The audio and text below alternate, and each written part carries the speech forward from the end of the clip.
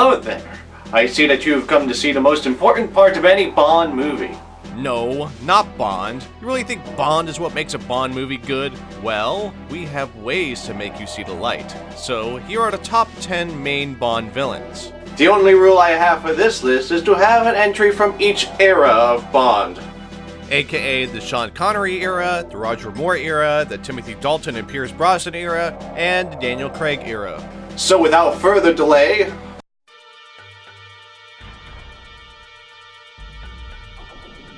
Drax from Moonraker stood out to me for the number 10 spot, but to be fair, it was a close call between him and Stromberg from The Spy Who Loved Me. In fact, those two are very similar in both stature and master plan. They are both business tycoons with an obsession with their chosen field, and they both want to destroy the world in order to build a new utopian society. But honestly, I had to give it to Drax mostly because his master plan was slightly more unique. Drax tried to just kill humanity, leaving a natural world intact, whereas Stromberg tried to start a nuclear war and kill everything. Anyway, just having a plan isn't the sole reason to be on this list. I was always a fan of Drax's cold demeanor but fiery passion for both conquering space and his love of the natural world. Surely he has kind of a hands-off approach for doing things, but I feel that adds to his authority. And of course, he made mistakes. Honestly, if he didn't try to have Bond killed, he might have not left a trail tying him to the missing Moonraker shuttle. Look after Mr. Bond. See that some harm comes to him. Oh well. Live and let learn.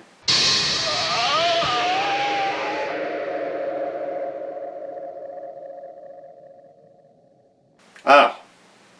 I guess not.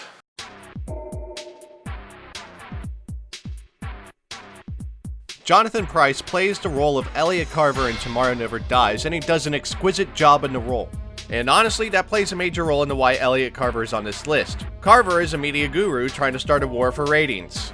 That sounds dumb, but haven't I heard of something similar?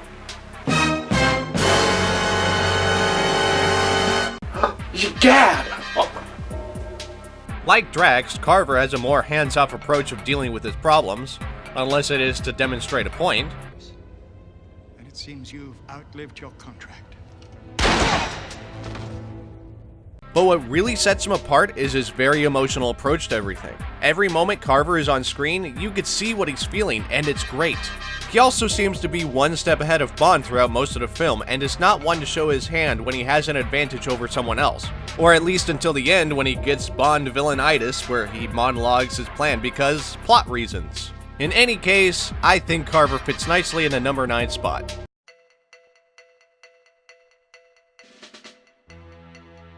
Kananga is definitely not your typical Bond villain, where most villains in the Bondiverse. Bondiverse. Okay, I'll buy that. Where most villains in the Bondiverse have master plans that involve destroying the world, Kananga's is to become the very best drug dealer. No one ever was. I mean, it's kinda inspired that his plan involves free samples in order to get the majority of Americans addicted to his drugs and then make major bank when they have no choice but to buy from him in order to get their fix.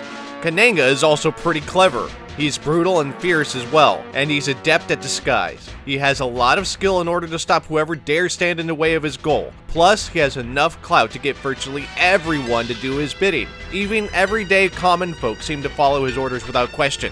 And when Bond catches up to him, he seems pleased that someone has been finally able to get up to his level. He's always smiling and laughing, but that smugness turns sour when Bond finally finishes him off. But all in all, a good choice for number 8. Ingenious!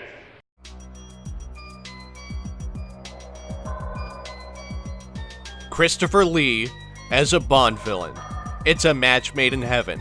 Christopher Lee plays Scaramanga, a gun for hire for a measly $1 million a hit. Adjusting for inflation, that's only $5,195,598.38. Fucking peanuts. What sets Scaramanga apart from other Bond villains is his disdain for Bond. He's obviously aware of Bond and his skill, but is so confident in his own talents that he doesn't even consider Bond a serious threat. In fact, he treats him civilly throughout the movie like he's a novice, but still respects Bond enough to humor himself with a duel.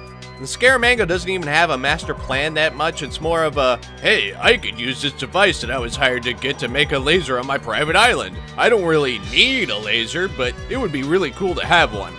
And I can relate to that. Who wouldn't want a solar-powered laser? I would turn down the intensity and play with the kitty cats with such a laser. Isn't that right, little boy? Now that's what I call solar power.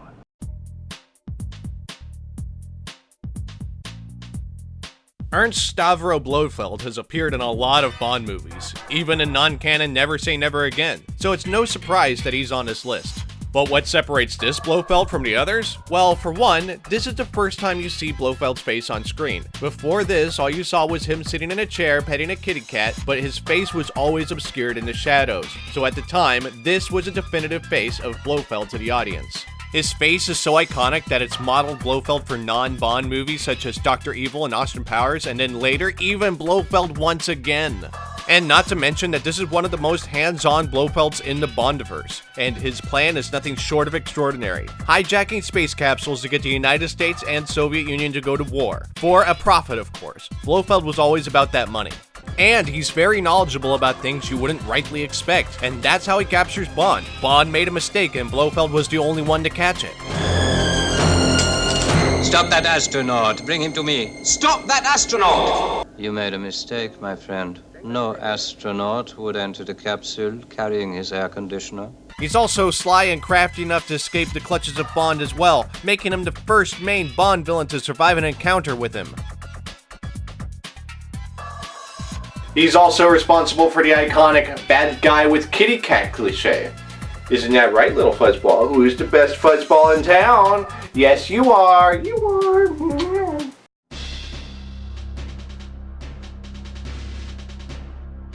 Surprise! It's Blofeld again.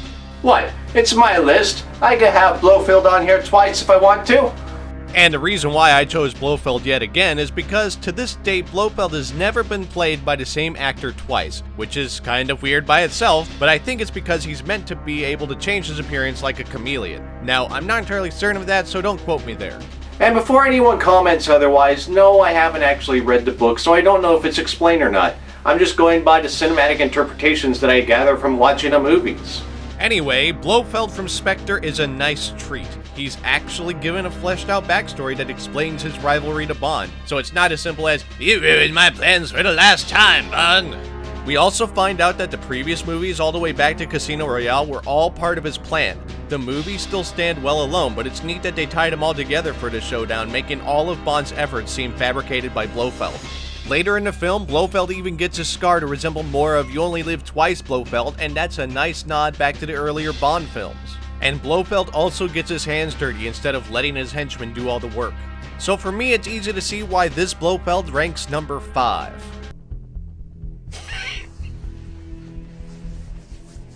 I've really put you through it, haven't I?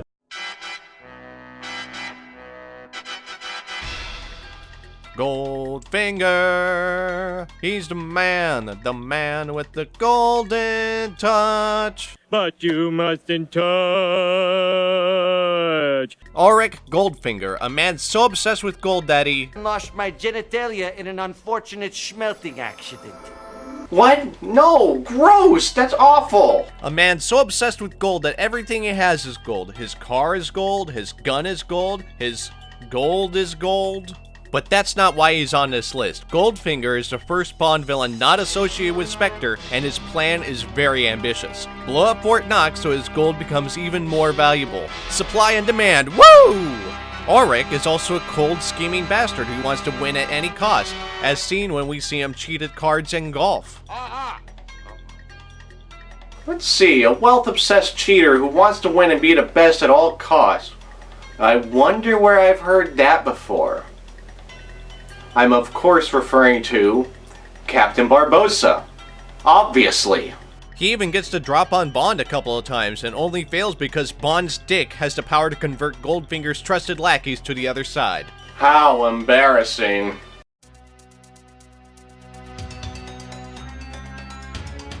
Now we're getting serious. Sanchez from License to Kill is without a doubt one of the most brutal and intense villains in the Bondiverse. When he's not terrorizing the Goonies, he's a drug lord and all-around badass. He rewards loyalty with vast amounts of money and punishes treachery, most harshly.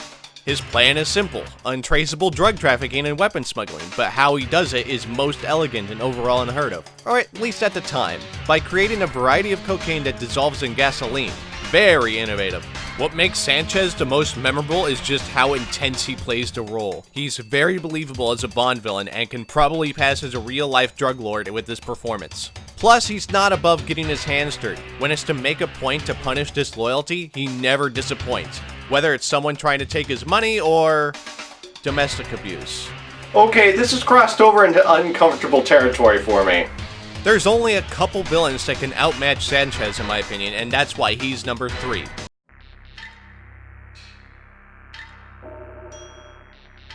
To be fair, I hadn't seen A View to a Kill until recently, and holy crap, Christopher Walken. That is all. Okay, I'm joking. Obviously I have more to say, but Christopher Walken crushed it in my opinion. You say to me Christopher Walken as a Bond villain and I think, what?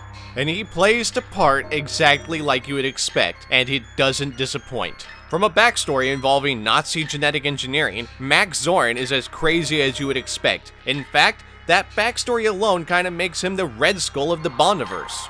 Max Zorin's plan is nothing short of extraordinary also. He plans to blow up Silicon Valley by detonating a large amount of explosives on the San Andreas fault line. For profit! Also, when it comes to hands-on villainy, no one matches Max. If someone is in his way, he takes care of it personally. Unless Mayday gets to them first, I guess, but still.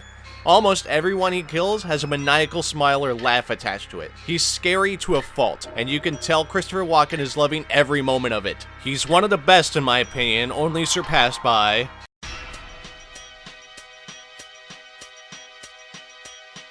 I couldn't justify not putting Alec Trevelyan in the number 1 spot. And to be fair, I feel like part of this is nostalgia for me. GoldenEye was the first Bond movie I ever watched.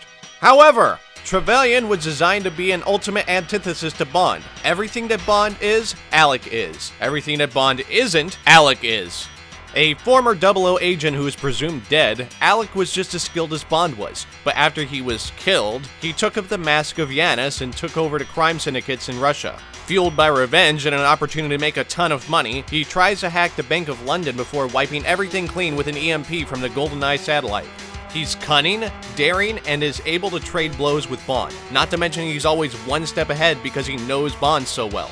And not to mention that Sean Bean plays the role beautifully. I feel that this role put him on the map for most people. And as for me, that's enough to rank him my favorite Bond villain of all time. Why can't you just be a good boy and die? Well, that'll do for now. Please remember that this is my opinion and that you're more than free to agree or disagree with my choices. Are there any that I missed? Then tell me below in the comments. Until then, please like and subscribe. But if you don't, I expect you will. No, Mr. Bond, I expect you to die.